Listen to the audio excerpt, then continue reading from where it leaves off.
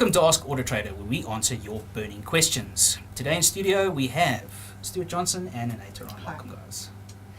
Alright, so today we're not actually answering a specific question, but more addressing some consumer advice. Now, with the price of petrol skyrocketing, we have received a number of suggestions and questions about bettering the fuel efficiency of your car. So we'll start with you, Stuart. Okay, I'd like to just say it's actually a nice challenge in this environment today to see how little fuel you can actually use, rather than to go hell for leather and see how fast you can go, which was pretty much the driving style we used to adopt back in the bad old days. So I think it's quite a nice challenge to see how low can I get that consumption meter on my car. That's just for starters. But you can also have a little competition with your spouse if you have a trip computer to see who gets the lowest score. I think it was Hyundai actually had a video game built into the head unit where you could select it, and it was actually like the little car driving, and you could see just how low you could get the fuel efficiency of the car. I would say first thing would be put the car in eco mode. Most cars, new cars nowadays, have got that little eco button. You can push that and it just brings the whole operational tendencies of the vehicle into a more economical mode. Narcolepsy mode, as you like. I would have to say it would be your driving style. Flat foot everywhere, like you said, Stu, doesn't cut it anymore. And it would be just, get the car up into a higher gear as soon as possible, keep the revs low, just drive. Take it slow. Take it slow. A lot of people have said that you should actually try and drive the car as if you didn't have brakes that were working properly, so that you don't lose that kinetic energy when you're moving. So if you have to brake suddenly, you lose all of that energy, and then you have to use so much more fuel when you're pulling away at a robot or at a stop street.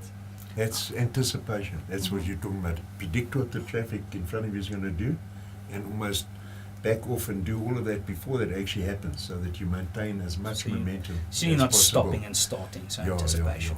That's a good one. Yeah. I would like to, from a mechanical point of view, make sure that your car is serviced. The engine is running at its peak. Bad spark plugs, dirty air filters, dirty oil.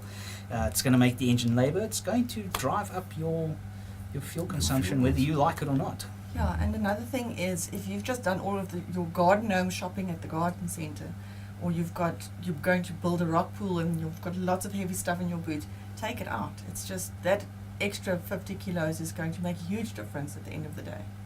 Yeah, it's loading up your vehicle. Yeah, and also with that weight, getting that weight moving, it boils down to acceleration as well again. Once you're cruising, the weight doesn't matter that much.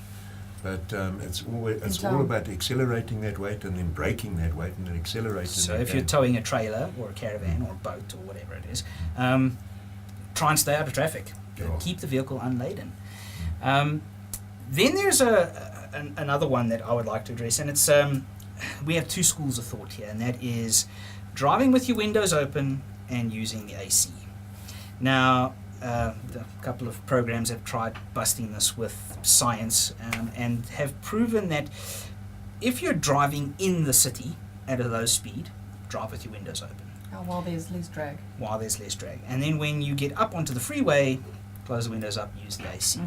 I have found through personal use that the AC definitely does push up your fuel economy when you drive around town with your windows up at low speeds. Absolutely. To the shops, to the school, fetch the kids, that type of thing.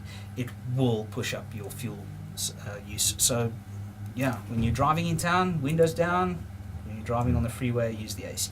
I would say it depends what town, and not all the way down. Which part of town? What part of town? Yeah, stay out of Joburg CBD. And then, of course, this one, I'm quite sure you can confirm this too, and that is make sure that your tyres are inflated to the right pressure.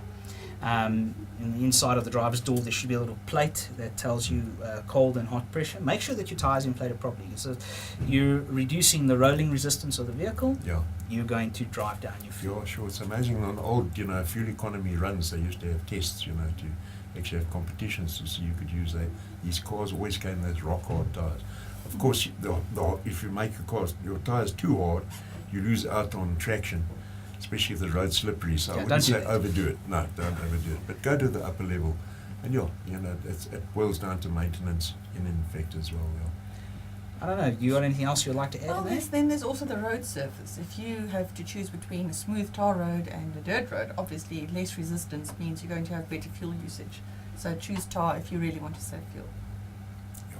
I don't really have much else to add besides that. And there you have it, folks. There's just a couple of tips that you can use to improve the fuel efficiency while you're driving around.